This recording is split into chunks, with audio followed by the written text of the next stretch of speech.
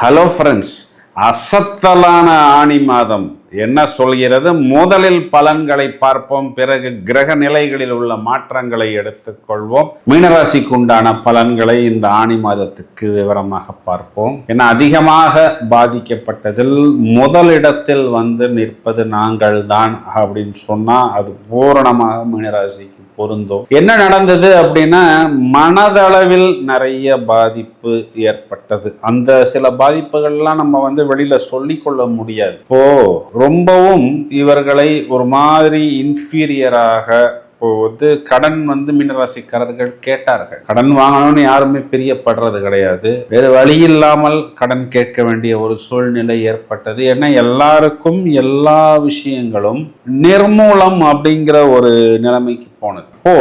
இவர்களுக்கு ஒரு அங்கீகாரம் கொடுக்காமல் இவர்களுடைய கல்வி, நேர்மை, இப்போ மீனராசிக்காரங்க தப்பு பண்ணணும்னு நினைச்சிருந்தாங்கன்னா நிறைய பேர் எப்படியெல்லாம் சம்பாதிச்சிருக்கலாம். இருந்தாலும் அந்த ஒரு கண்ணியம், நேர்மையை கடைபிடித்து சரி நம்ம கடனை வாங்கினாலும் திரும்ப அடைச்சிடலாம் அப்படின்னு கேட்டபோது நிறைய பேர் இவர்களை பிழைக்க தெரியாதவர்கள், இவர்களுக்கு எதுவுமே ஒர்க் அவுட் ஆகாது அப்படின்னு எல்லாம் பேசிவிட்டு இப்பொழுது படிப்படியாக மீனராசிக்காரர்களுடைய சிச்சுவேஷன் இம்ப்ரூவ்மெண்ட் ஆன பிறகு சொல்லாதது போல் இவர்களுடன் பழகி கொண்டிருக்கிறார்கள்.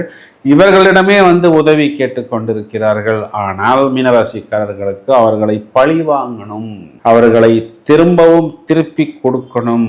நாங்கள் காயப்பட்டாலும் பரவாயில்லை, மற்றவர்களை காயப்படுத்த கூடாது அப்படிங்கிற ஒரு நிலைப்பாட்டில் தான் இருந்து கொண்டிருக்கிறார்கள். இது ஃபர்ஸ்ட் பாயிண்ட். இப்போ ரொம்பவும் மிதிப்பட்ட, அடிபட்ட, உதைப்பட்ட, சுத்தமா அந்த ஒரு ஊரையே ஒரு மேப்ல இருந்து காணாம போச்சுன்னு சொல்றாங்க பாருங்களேன் ஒரு படத்துல. இந்த மாதிரி 12 ராசிகள்ல ஒரு ராசியவே காணாம போக வச்சிருங்க அப்படின்னா அது மீன ராசிக்கு பொருந்தும். நிறைய பேர் என்கிட்டயே சொல்லியிருக்கிறாங்க, சார் எங்க ராசியை டெலீட் பண்ணிடுங்க சார் அப்படிங்கிறான். எதுக்காக சொல்ல வருகிறேன் அப்படின்னா, அந்த இரத்த கண்ணீர் அதுவும் வெளியில தெரியாது, உள்ளுக்குள்ள ஓடிக்கிட்டு ரணம், காயம். ராசி அதிபதி உச்சம் அடைஞ்ச பிறகு மளமளவென்ற வாய்ப்புகள் வந்து கொண்டிருக்கிறது. என்னன்னா, இவர்களை சுருட்டிய, இவர்களை கட்டி போட்ட அந்த சாட்டான் சுருண்டு விட்டார், நீர்த்து போய் விட்டார், அவர் கட்டுக்குள் அடங்கி விட்டார். அப்ப இது நாள் வரை நம்ம படித்தது பாடம் ஒரு வருஷத்துக்கு நமக்கு நன்றாக இருக்கிறது. எப்போ குரு பகவான் சிம்மத்துக்கு வரும் வரை, அடுத்த வருடம் ஜூன் மாதம் வரை. அதுக்கப்புறம்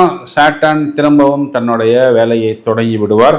அப்போ இந்த ஒரு வருஷத்துக்குள் நாம் கடனை தீர்த்து விட்டு நம்மளுடைய சேஃப்டிக்கென்று நாம் எந்த விஷயத்தை வைத்துக் கொள்கிறோம் அது இன்னும் நமக்கு கிட்டத்தட்ட பார்த்தோம்னா ஒரு 3.5 வருஷம் வரைக்கும் அந்த 7.5 சாட்டான்ங்கிறது நமக்கு இருக்கு. இப்போ நமக்கு அது ஒரு எனர்ஜியாக, ஒரு டானிக்காக, ஒரு பூஸ்டாக, ஒரு ஹார்லிக்ஸாக நமக்கு ஒரு சப்போர்ட் கொடுக்கும். இப்போ நாம் முடிந்தவரை சேஃப்டி பண்ணிக்கணும். சேஃப்டி பண்ணிக்கிறது இருக்கா அப்படின்னா, நன்றாக கண்களை திறந்து பார்த்தால் நிறைய விஷயங்கள் இருக்கிறது. இப்போ நாமவே நமக்கு 7.5 சனி ஒன்றும் நடக்காது, ஒன்றும் ஒர்க் அவுட் ஆகாதுன்னு முடங்கி கொள்ள கூடாதுங்கிறது தான் இந்த பதிவின் மைய நோக்கம். ராசியில இருக்கிற சாட்டானுக்கு 10ஆம் பார்வையா தொழில் ஸ்தானத்தை பார்க்கிறாரா?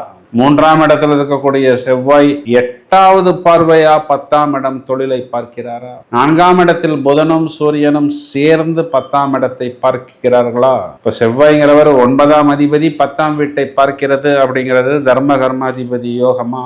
4ஆம் வீட்டில் புதன் ஆட்சிங்கிறது பஞ்சமகா புருஷ யோகத்தில் 10 யோகமா? புதன் இடம், பூமி, வீடு, நிலம், வாகனத்தையும் புத்திசாலித்தனத்தையும் நமக்கு லைஃப் பார்ட்னரையும் குறிகாட்டுகிறாரா?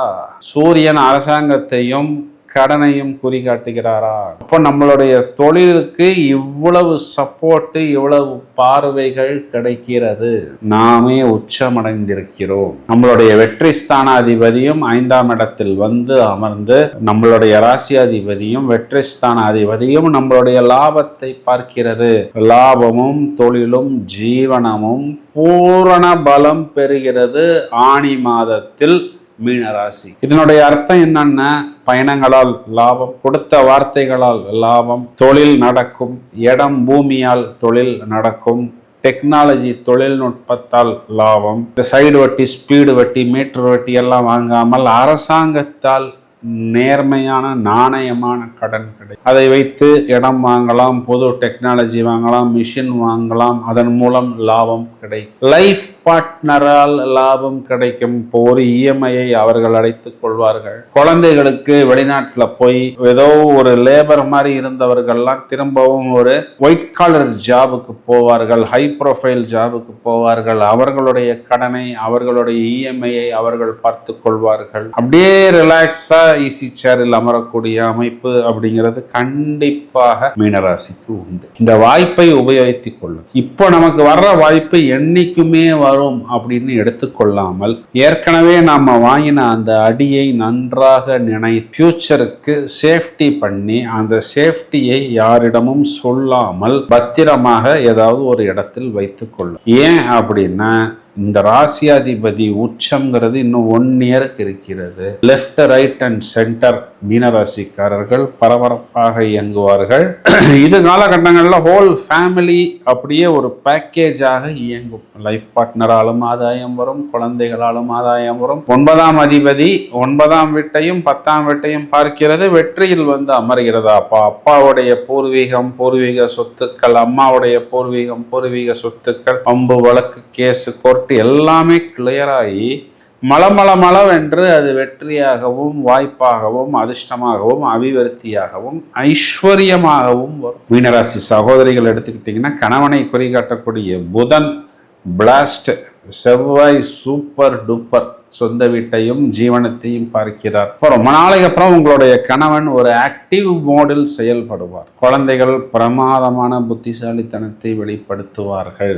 வயதில் மூத்த நபர்கள் ஆனி மாதத்தின் கடைசியில் குறிப்பாக இந்த சுகர், பிபி இந்த மாதிரி சின்ன சின்ன உடல் உபாதைகள் இருப்பவர்கள் கொஞ்சம் கட்டுப்பாட்டுக்குள் உடலை வைத்துக் கொள்ளணும். ஏன்னா சுக்கிரன் இந்த மாதத்தின் கடைசியில் 6ஆம் இடத்துல ஒரு விதத்துல பார்த்தோம்னா கெட்டவன் கெட்டிடல்ங்கிற அமைப்பில் வந்துடும். ஏன்னா மீனத்துக்கு வந்து சுக்கிரன் கெட்ட கிரகம், அவர் கெட்டு போகிறார். இன்னொரு விதத்துல பார்த்தோம்னா 8க்குரியவன் 6ஆம் வீட்டுக்கு வருவதுங்கிறது 8க்குரியவன் 8க்கு 11 அப்படிங்கிற அமைப்பில் திடீர் ராஜயோகமாகவும் விபரீத ராஜயோகமாகவும் வருகிறது. எல்லா ஆங்கிள் பார்த்தாலுமே இது ஒரு பெரிய பிளஸ் பாயிண்ட். இதனை புத்திசாலித்தனமாக உபயோகித்துக் கொள்ளுங்கள். குறிப்பா மீனராசியில் இருக்கக்கூடிய ரேவதி நட்சத்திரம், இப்போ உங்களுடைய ஜென்ம நட்சத்திரத்தில் சாட்டர்ன் பயணிக்கிறார். கொஞ்சம் நீங்கள் முடிவுகள் எடுக்கும் பொழுது 1க்கு 2 முறை அகலக்கால் வைப்பதற்கு முன் தேவையா அப்படிங்கிறத வந்து பார்த்து கொள்ளுங்கள். பூரட்டாதியை பொறுத்த வரைக்கும் பிரச்சனை இல்லை. உத்தரட்டாதி எல்லா பிரச்சனைகளையும் சந்தித்து முடிந்து விட்டது. அடிபட்ட காயத்துக்கு மருந்து போட்டுக்கொண்டு இப்போ காயத்திலிருந்து வெளியே வந்து கொண்டிருக்கிறார்கள். இப்போ பரிகாரம் அப்படின்னு பார்த்தோம்னா குறிப்பா பைரவர் தேய்பிறை வளர்பிறை அஷ்டமிகளில் விடாமல் நீங்கள் வந்து அபிஷேகங்கள், அன்னதானங்கள், அர்ச்சனைகள் செய்யும் பொழுது அதனுடைய வீரியம் குறையும். இதுல ஹைலைட்டான ஒரு விஷயம் என்ன அப்படின்னா, உங்க ராசியில் இருக்கக்கூடிய சாட்டர்ன் 3ஆம் இடத்தை பார்க்கிறார். அங்கு சகோதரக்காரகன் செவ்வாய் இருக்கிறார். அப்போ உங்க பிரதர்ஸு இல்லை சிஸ்டர் யாராவது ஏதாவது ஒரு பேச்சுவார்த்தைக்கு வந்தாங்கன்னா கொஞ்சம் அப்படியே சாஃப்டா அப்புறம் பார்த்துக்கலாம், யோசிச்சு சொல்றேன் அப்படிங்கிற மாதிரி தள்ளி போடுவது கொஞ்சம் புத்திசாலித்தனம். கண்டிப்பாக மீனராசிக்காரர்கள் மின்னக்கூடிய காலகட்டம் அப்படின்னு தாராளமாக சொல்ல முடியும். இப்பொழுது நாம் இவ்வளவு நேரம் பார்த்த இந்த பலன்களுக்கான கிரக நிலைகளை எடுத்துக்கொண்டால் ஆனி மாதம், அதாவது ஜூன் 15 சூரியன் என்ற கிரகம் மிதுனராசி மண்டலத்துக்குள் நுழைகிறார். ஜூன் மாதம் 21ஆம் தேதி செவ்வாய் என்ற கிரகம் மேஷத்திலிருந்து ரிஷபத்துக்கு சஞ்சாரம் செய்ய இருக்கிறார். ஜூலை மாதம் 1ஆம் தேதி புதன் அப்படிங்கிற கிரகம் கடகத்துக்கு சென்று வக்ரம் அடைந்து திரும்பவும் மிதுன ராசியில் வந்து அமர்கிறார். அதே மாதிரி ஜூலை மாதம் 5ஆம் தேதி சுக்கிரன் என்ற கிரகம் குரு சுக்கிரன் சேர்க்கையாக கடகத்திலிருந்து வெளியே வந்து சிம்ம ராசி மண்டலத்துக்குள் நுழைகிறார். இந்த கிரக மாற்றங்கள்ல மெயினான ஒரு விஷயம் என்ன அப்படின்னா, சாட்டர்ன் என்ற கிரகம் செவ்வாயை 3ஆம் பார்வையாக தனது விஷ பார்வையால் பார்க்கிறது. சாட்டர்ன் என்ற கிரகத்தின் 10வது பார்வையும் செவ்வாய் என்ற கிரகத்தின் 8வது பார்வையும் தனுர் ராசி மண்டலத்தின் மேல் வந்து விழப்போகிறது. இது ரெண்டுமே விஷப்பார்வை தான். சார், நீங்க சொன்னது எல்லாமே நன்றாக இருந்தது, இன்னும் கொஞ்சம் சொல்லுங்களேன் என்றால், இந்த சனி செவ்வாய் பார்வை என்ன செய்ய போகிறது என்பது வழக்கம் போல் 12 ராசிகளுக்கும் பட்டையை கலப்புவதற்கு, புட்டு புட்டு வைப்பதற்கு நாங்கள் தயாராக இருக்கிறோம். அதற்கான காணொளிகளும் தயாராகி கொண்டிருக்கிறது. தொடர்ந்து இணைப்பில் இருங்கள். இந்த பதிவை உங்களது நண்பர்களுக்கும் உறவினர்களுக்கும் ஷேர் செய்யுங்கள். வாழ்த்துக்கள். Thank you friends.